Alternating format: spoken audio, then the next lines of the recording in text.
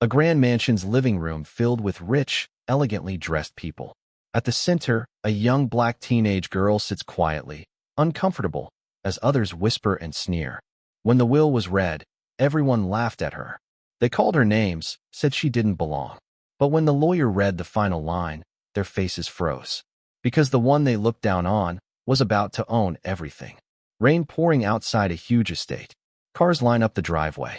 Inside, the family of the late Mr. Gregory Wallace, a wealthy businessman, gathers for the reading of his will. Among them, Elena, a 17-year-old black girl, wearing a modest dress and clutching her small purse nervously. Elena had grown up far from this kind of world.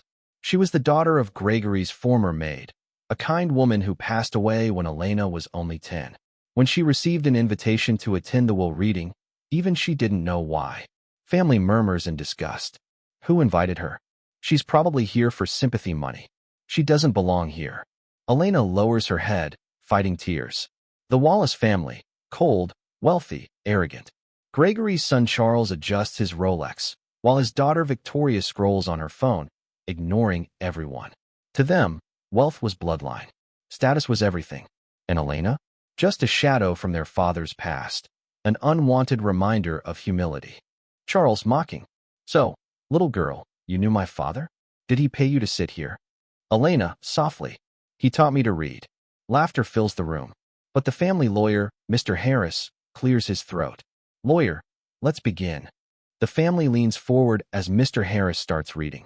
Lawyer, to my children, Charles and Victoria, I leave portions of my company shares and savings. The siblings smile smugly. But then, Mr. Harris pauses. Lawyer, hesitating.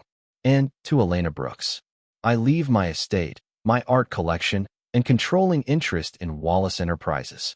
The room goes silent. A wine glass drop. In that single moment, the girl they mocked became the heir to everything they ever loved. Chaos erupts. Victoria, shouting, this is insane. She's not family. Charles, furious, she tricked our father. I'll sue. Elena just sits frozen. They didn't see it, but Mr. Wallace had seen what they never did. When others showed greed, Elena showed gratitude. Flashback.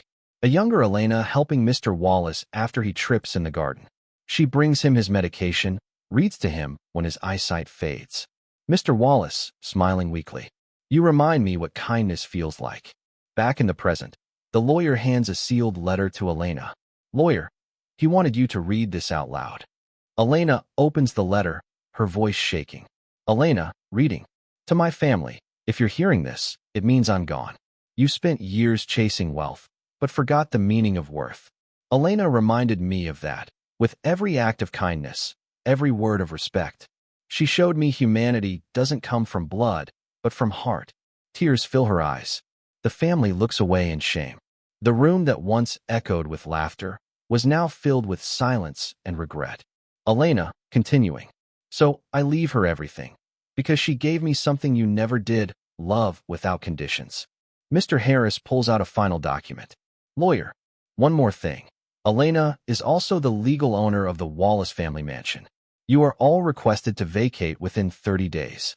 Charles stumbles. Victoria starts crying. Elena looks stunned. Life had turned upside down, but not by luck. By character. A girl born into struggle, humiliated by prejudice, was now the living proof that kindness is the highest inheritance of all. A few months later, Elena walks through the estate gardens, now open to children and families from the community. She's turned the mansion into a scholarship foundation. She could have sold it all, but instead, she shared it. Because real wealth isn't found in the will you and he.